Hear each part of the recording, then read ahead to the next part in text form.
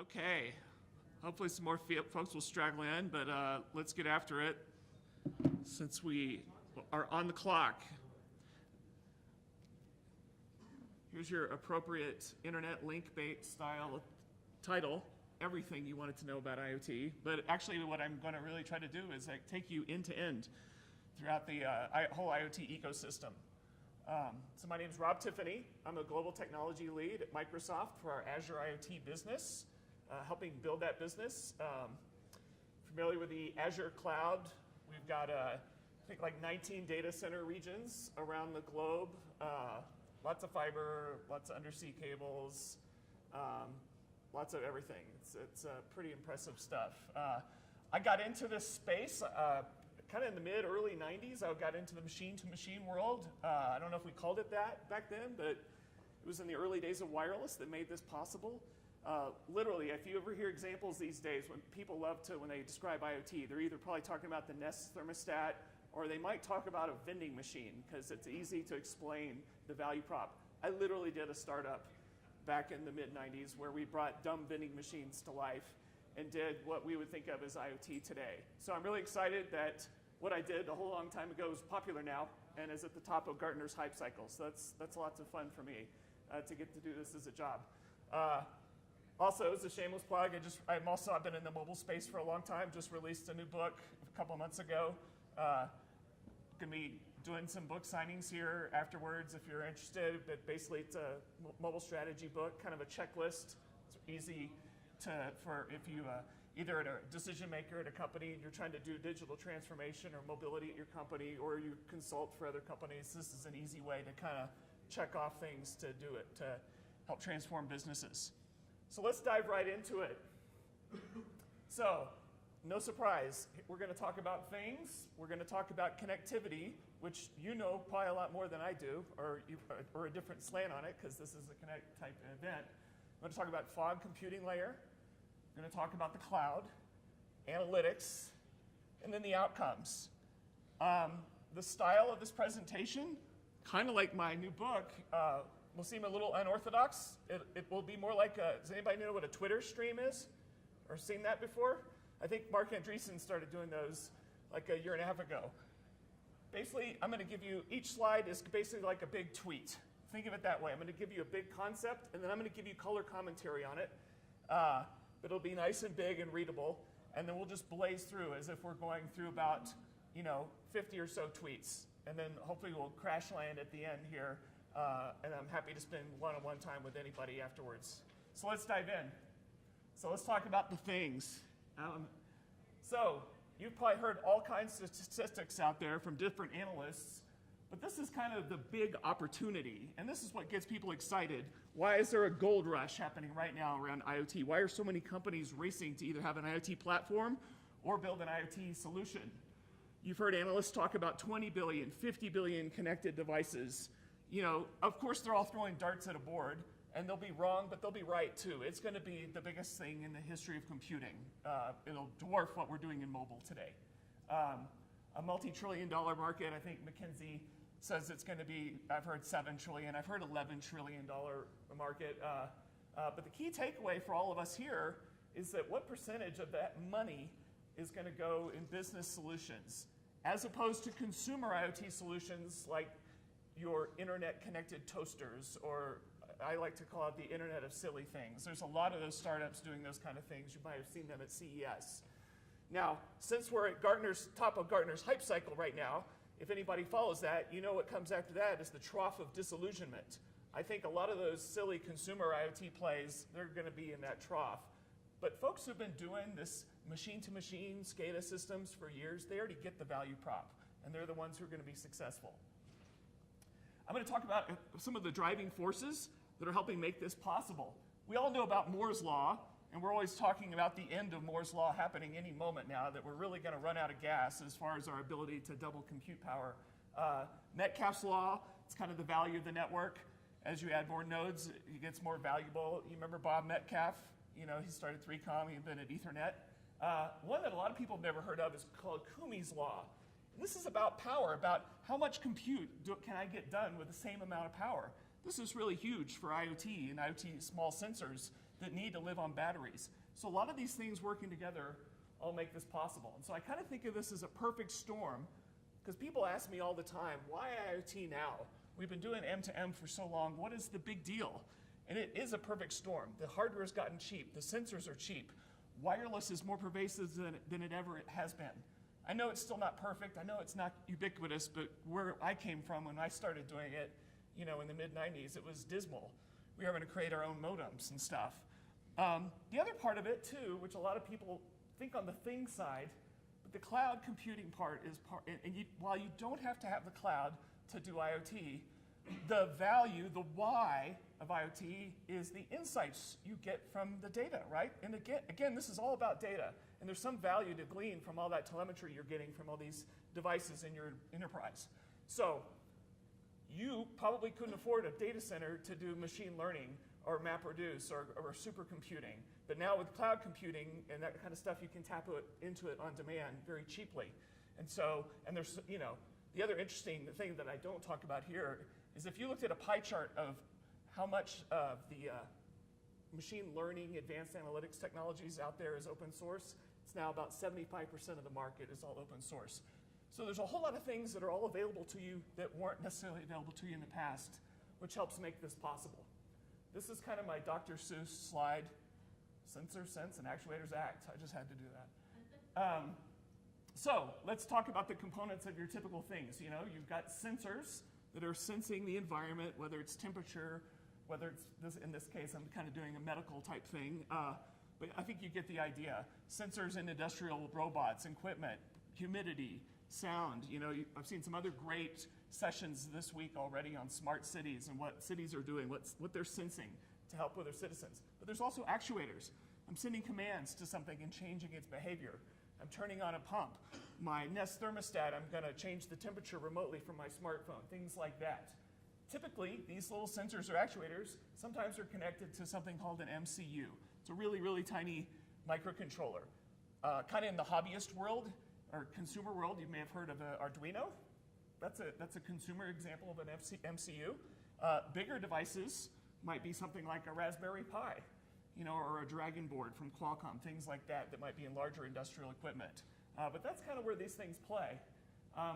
Device SDKs, software development kits, is how we really get things going, how we connect these devices either to a field gateway or to the cloud to make sense of all this telemetry. You don't necessarily have to have a software development kit, but they help accelerate your time to market. It helps you model what that data is. Maybe it's simple, maybe it's just temperature, but maybe it's complex. Maybe it's the inventory from a vending machine, or tons of information coming off of an industrial robot building cars in an assembly line. So they have to help model that data, receive commands to change behavior, be able to securely talk to gateways and clouds. In other words, how am I going to do authentication? Am I going to do it over SSL or VPNs? And then they got to work with all these transports, all these wire protocols, which is really geeky and most people don't talk about it, but in our world we actually do. There's things like MQTT, which is probably the most widely used standard. IBM donated that years ago to Oasis. That's what most industrial equipment use because it's full duplex, really small, fits in small memory scenarios. AMQP, Advanced Message Queuing Protocol, that was built on Wall Street. All your stock trades go over AMQP. That's another one that's popular. And of course, there's REST and HTTP and stuff like that. So let's talk about connectivity, which is kind of what everybody here is into in your daily lives. So I'm breaking it out when I talk about consumer things. So all the things I see at CES. And most of the stuff, when you think of IoT and you go on tech media websites, I would characterize that as mostly consumer IoT. Most of the folks who are building those solutions are using just web APIs, REST JSON APIs. You probably hear about this API economy and all that stuff. They do this because they're familiar with it. They've been building these APIs for a long time for all kinds of solutions. And so it's just something they knew. And so when I look at them, that's what I see most of. I'm not saying it's the best way to do it, but it's certainly probably the most pervasive on the consumer side. In the industrial side, most are using existing M2M protocols, like I mentioned, AMQP, MQTT. Smart cities use something called CoAP, which is kind of like REST and JSON, except it's going over UDP and stripping it down to make it more efficient. And so they use some of those standards. Now, this other notion of devices discovering each other and talking directly. If you talk, people talk about connected cars, and the car is coming to an intersection, and it talks directly to another car, and maybe it's talking to the street lights and things like that. This is where things are exciting but fuzzy. Right now, I'd say we mostly live in what I would call a hub and spoke world around IoT. Lots of things, all talking back to a cloud or a server or something, and making decisions and then pushing it out.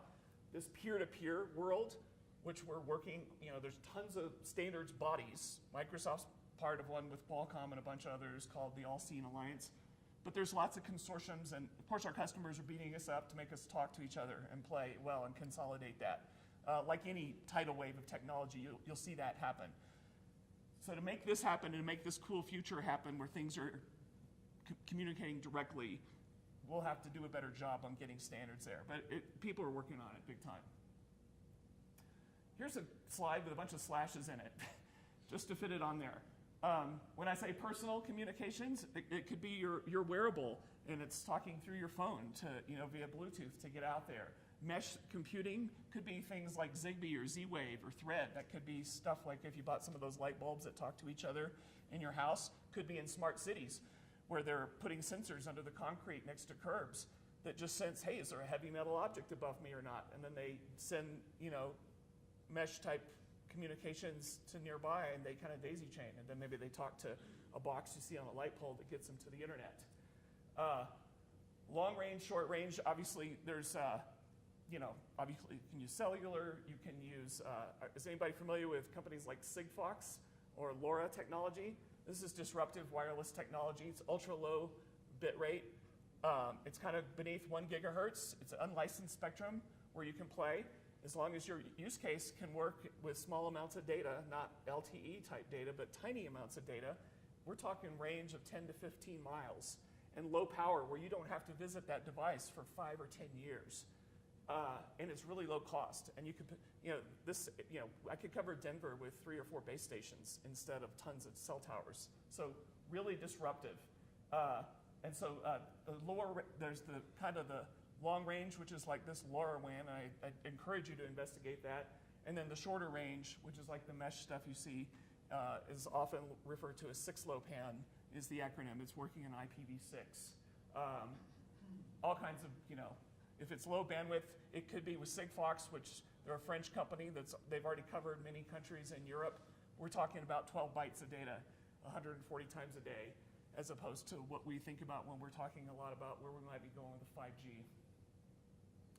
If you're doing things on the go that use SIM cards, mass device activations, if you're not working with a mobile operator to help you do that, this is a whole other world unto itself. There are literally these connectivity service providers that they do global SIMs, and they will activate hundreds of thousands of devices and SIMs for you. At Microsoft, with our Azure IoT Suite platform, we partner with a company called Jasper that's one of the leaders in that space, and we work with them to help fill that gap for us. This is kind of a trend and something I've been hearing a lot at this event, which has been great for me, but it kind of goes without saying.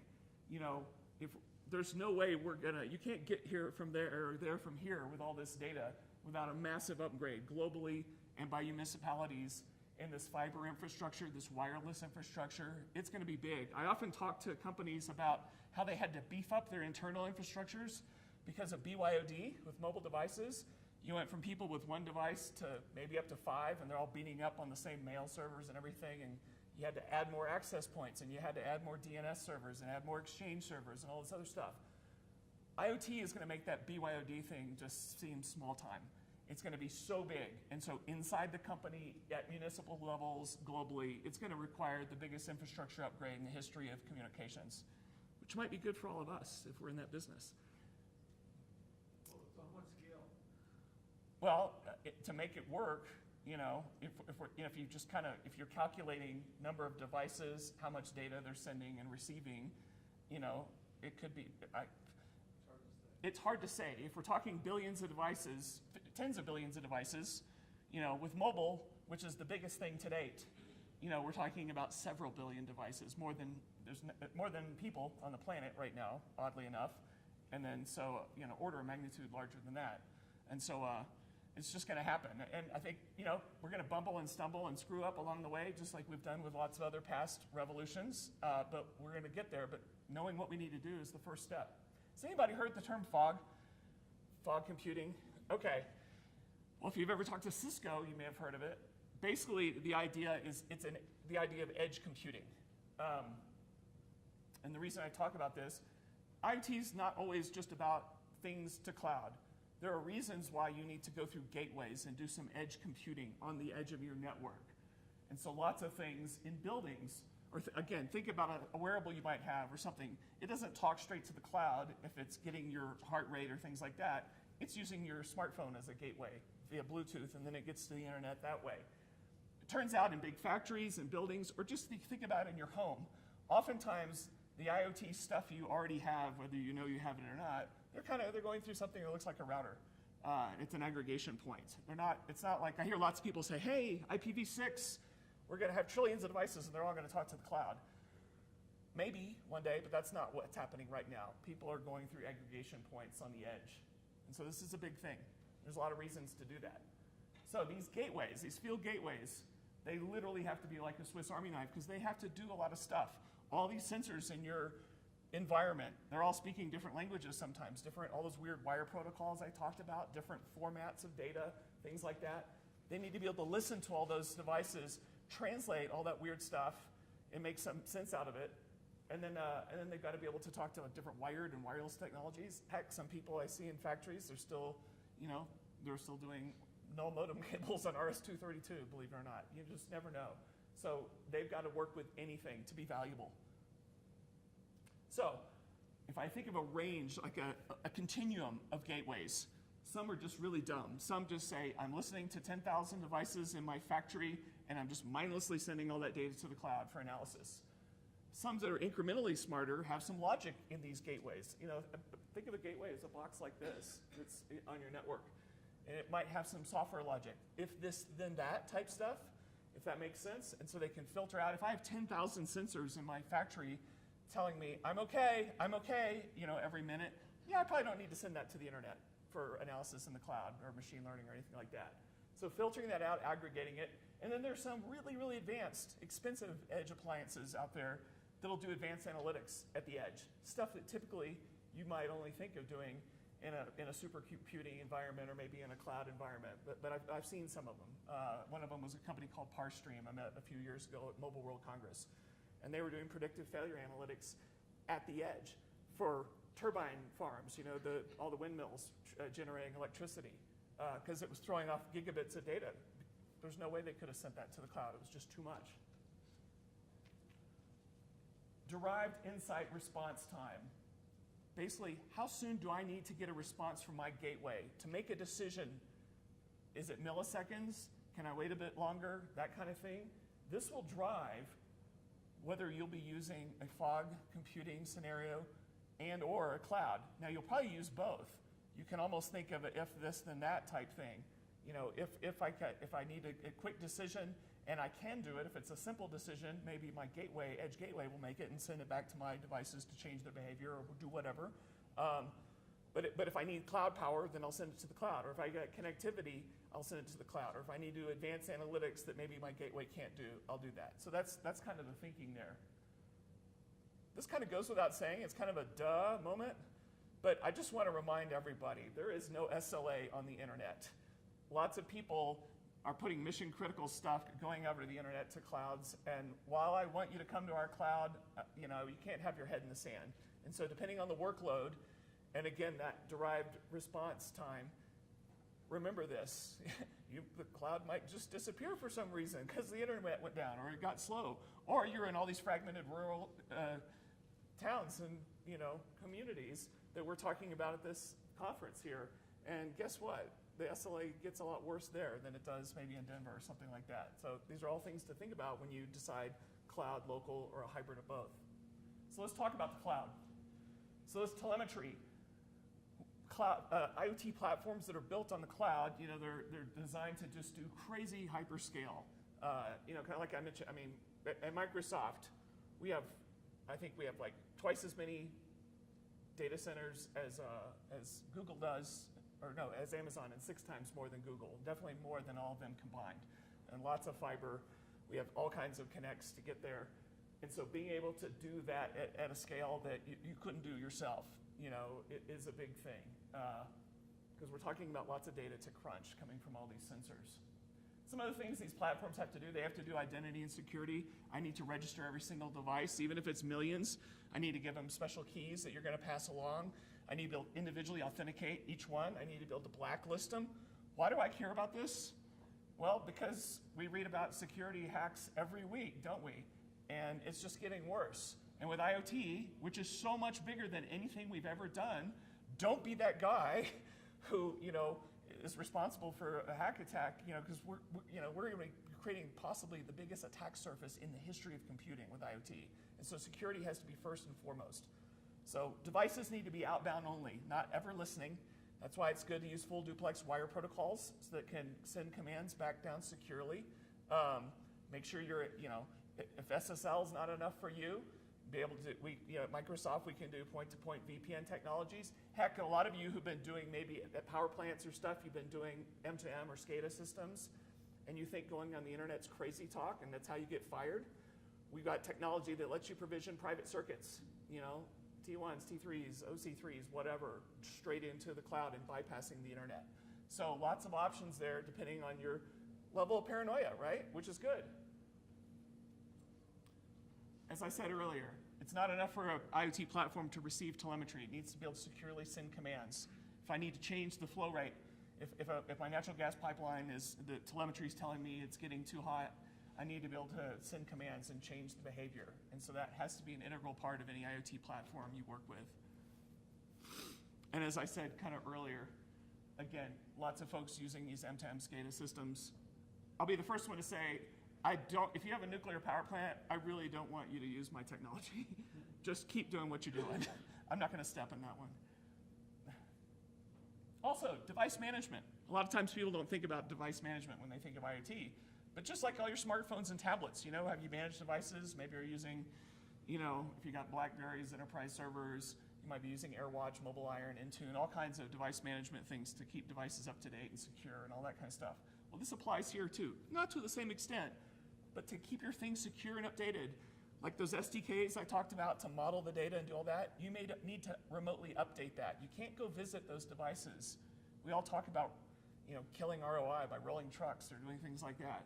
And so make sure your platform can remotely update stuff and remotely update the firmware on these embedded devices if there's a security vulnerability or things like that.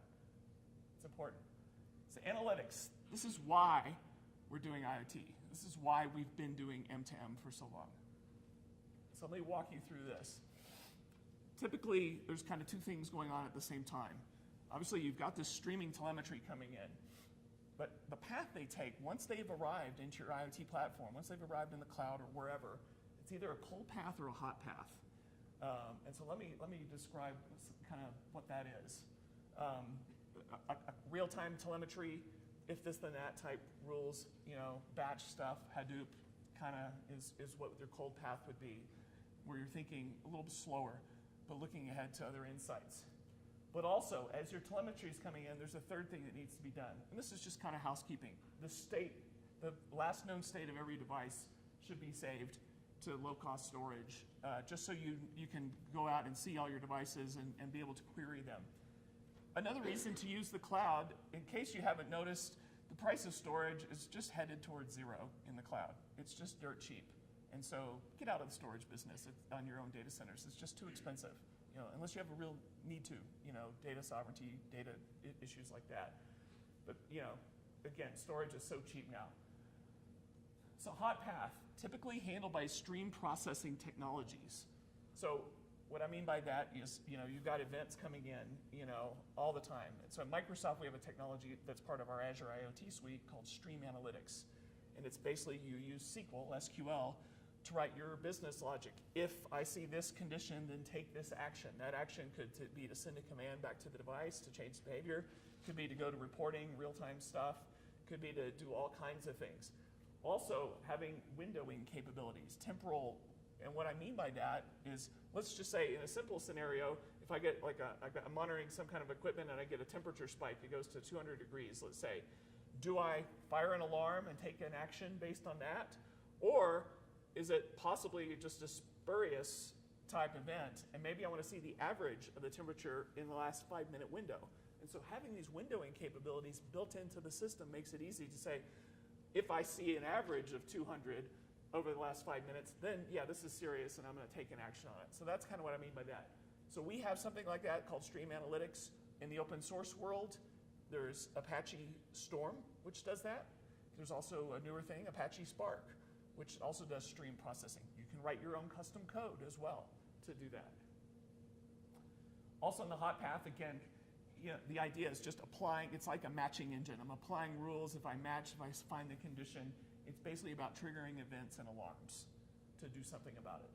So cold path, it's a little bit slower, and it's typically going to be used and worked on by kind of things you might think of as big data type technologies, like when you think of Hadoop and MapReduce and Storm and Spark and that kind of stuff.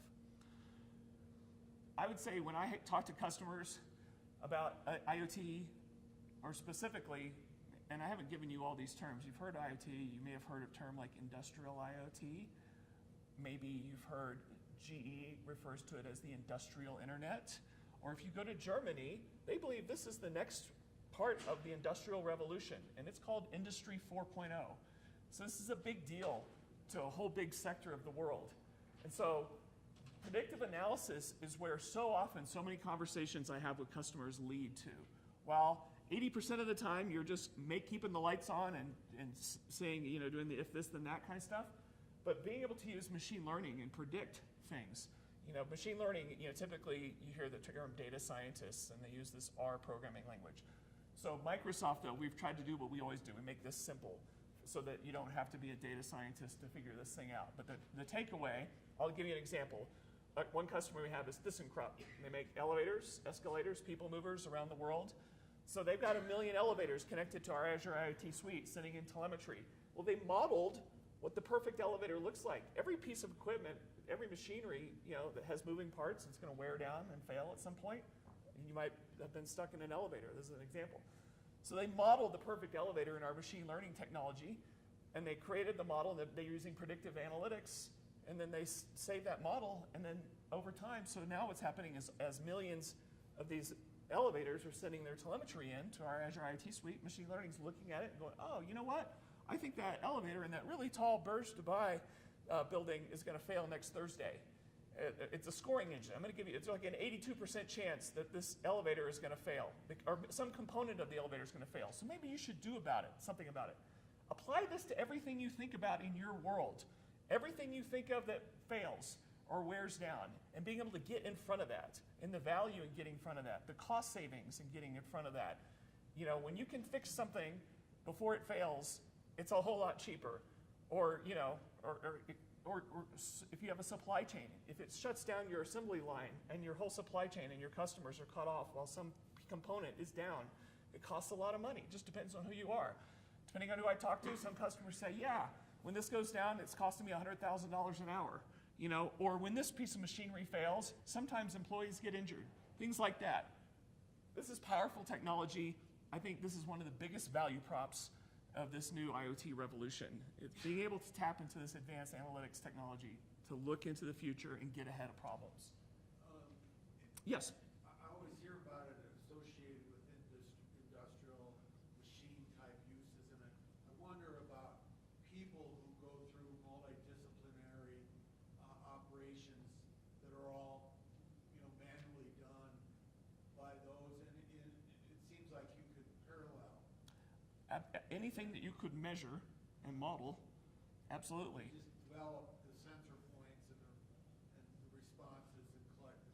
Because while I talk about this advanced analytics in terms of IoT, the same analytics are being used for fraud detection by financial services companies and all kinds of things everywhere. I don't want to pigeonhole this as an IoT technology. It absolutely isn't. I'm just applying it to this. But you will use this in all facets. You might have. Remember when everybody started talking about big data however many years ago, and most companies went and looked around and they found out that they didn't have any big data. Walmart has big data, Target has big data, but we don't have it, darn. we were hoping to have some mysterious insight. IoT is going to generate the big data we've been searching for. It takes a lot of little data to create big data, and that's what IoT is absolutely going to do. So let's finish up by talking about the outcomes. I've got the insights from all that information coming in.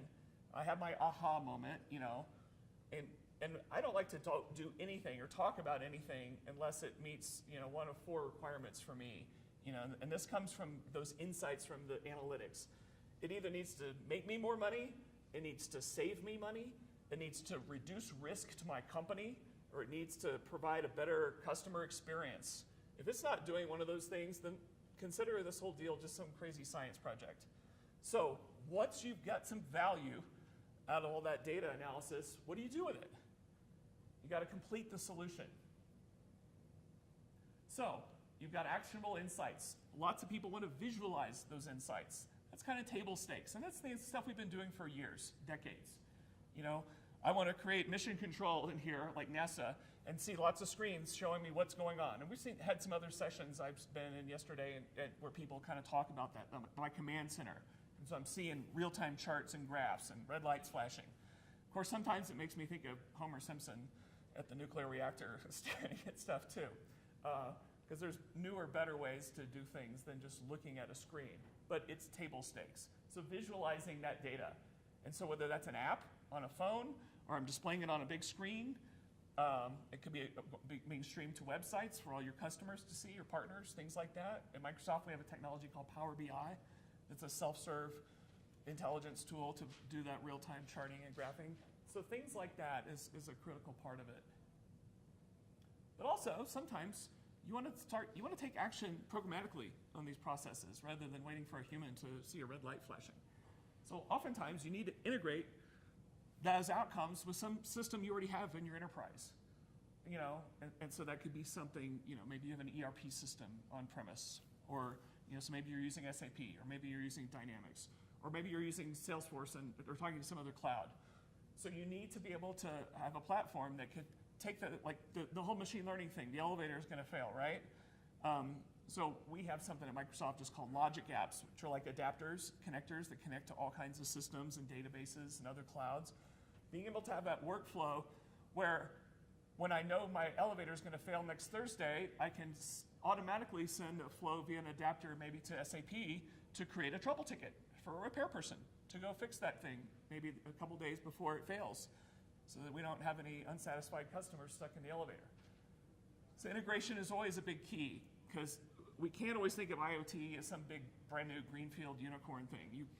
Like many technology tidal waves, and I truly believe, you only see a few of these megatrends in your lifetime, in your career in technology. Whether it was the PC wave, the internet wave happening in the 90s, the mobile wave, which happened in the last decade. I really believe IoT is the next megatrend, and I can see it. Everybody's jumping on the bandwagon. Don't feel bad about being opportunistic and jumping on this wave. But like lots of technology tidal waves, this new thing crashes into our existing world of old stuff. And so we have to make sense of that. And so everything isn't going to be greenfield all the time. You need to learn how to integrate and retrofit existing stuff to work with this new stuff. But again, that could also be opportunity depending on the business you're in. Web APIs, those REST JSON APIs that are everywhere. Does everybody remember, I remember back in 2000 when the whole SOAP and XML thing was all the rage, and we had all these different working groups building all these different scenarios and formats and transactional and all kinds of stuff. And you thought this was how we're going to go beyond DCOM and Corba and all the way we used to do remote communications back in the 90s. But what happened? Somewhere along the way, some guy writes a white paper for his dissertation on something called REST, and just using the basics of the internet to do that kind of communication and doing lightweight processes that turned out to be more scalable. And that grassroots thing put the standard out of its misery. And so the world is more and more based on these open web APIs, RESTful APIs that lots of platforms can build. You're going to use those APIs as, when I think about the outputs, creating, managing those kind of APIs to connect with your partners. Most mobile apps and solutions you build for apps or websites, they're just connecting to these same web APIs. And so you can securely expose this IoT data and those insights via APIs to get it out to folks. When I talk about apps, make sure that you have a cross-platform app strategy, because you don't want to create an artificial blocker to anybody, whether it's one of your employees or a partner or a customer.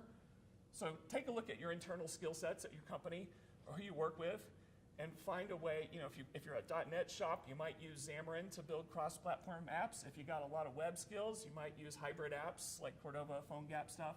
But take a look at that. Come with a pragmatic, rapid, cross-platform app development strategy, because this is a great way, that reporting, that whatever, on all these insights. Make sure that when someone sees there's a problem with a flow rate and they need to see something, it could be a foreman or it could be a supervisor on their tablet. Make sure you can talk to, because we're in this BYOD world, everybody's showing up with whatever device they have. You may have different policies in your company, but that train's already moving through the station big time. So you've got to target everything. Here's my everybody gets paid slide.